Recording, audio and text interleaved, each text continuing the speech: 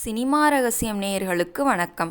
தமிழ் சினிமாவில் பல ஹிட் பாடல்களை கொடுத்துள்ள கவியரசர் கண்ணதாசன் ஆரம்பத்தில் கவிஞராக வேண்டும் என்ற எண்ணத்தில் இல்லை என்று கூறியுள்ள அவருடன் ஒன்றாக தங்கியிருந்த இயக்குனர் முக்தா ஸ்ரீனிவாசன் கண்ணதாசன் கவிஞரானது எப்படி என்று விவரித்துள்ளார்.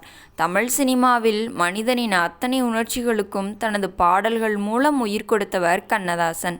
கவியரசர் என்று அழைக்கப்படும் கண்ணதாசன் தமிழ் சினிமாவில் இயக்குனர், தயாரிப்பாளர், எழுத்தாளர், நடிகர் என பன்முக திறமை கொண்டவர்.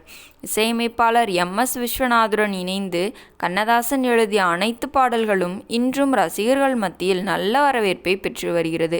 இந்நிலையில் ஒரு நிகழ்ச்சி ஒன்றில் கண்ணதாசன் குறித்து பேசிய இயக்குனர் முக்தா ஸ்ரீனிவாசன், கண்ணதாசன் கவிஞராக வேண்டும் என்ற எண்ணமே இல்லாதவர். பொதுவாக ஒரு வீட்டில் படிக்கவே இல்லை என்றாலும் ஒரு சில புத்தகங்கள் இருக்கும்.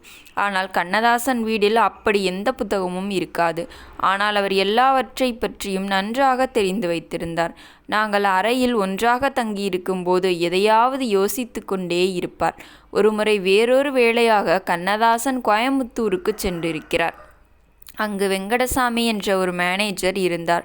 அவரை சந்தித்த கண்ணதாசன், ஏதாவது வேலை செய்வோமா, சும்மா இருக்க ஒரு மாதிரி இருக்கு என்று சொல்ல, மர்மயோகி என்ற ஒரு படம் எடுக்கிறார்கள். அந்த படத்தின் இயக்குனர் ராம்நாத்துக்கு 2 பாடல்கள் தேவை. நீங்கள் பாடல்கள் எழுதுகிறீர்களா என்று கேட்க சற்றும் யோசிக்காத கண்ணதாசன் சரி என்று சொல்லி இயக்குனர் ராம்நாத்தை சந்தித்துள்ளார்.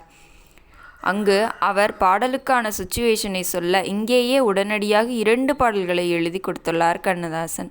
இந்த பாடல் படத்தின் இசையமைப்பாளர் எஸ்.எம். சுப்பையா நாயுடுவிடம் சொல்ல அவரும் பாடலுக்கு ஓகே சொல்ல அன்றே பாடல் பதிவு செய்யப்பட்டு மாலையில் ரிகர்சல் செய்யப்பட்டு இரவில் ஷூட்டிங் முடிக்கப்பட்டது. கண்ணதாசன் இப்படித்தான் கவிஞரானார் என்று முக்தா ஸ்ரீனிவாசன் கூறியுள்ளார். நேயர்களே, மேலும் இது போன்ற சுவாரஸ்யமான சினிமா தகவல்களை பெற வேண்டுமென்றால் உடனடியாக நமது சினிமா ரகசியம் சேனலை சப்ஸ்கிரைப் செய்து கொள்ளுங்கள். உங்கள் ஆதரவுதான் எங்களின் பெரிய பலம்.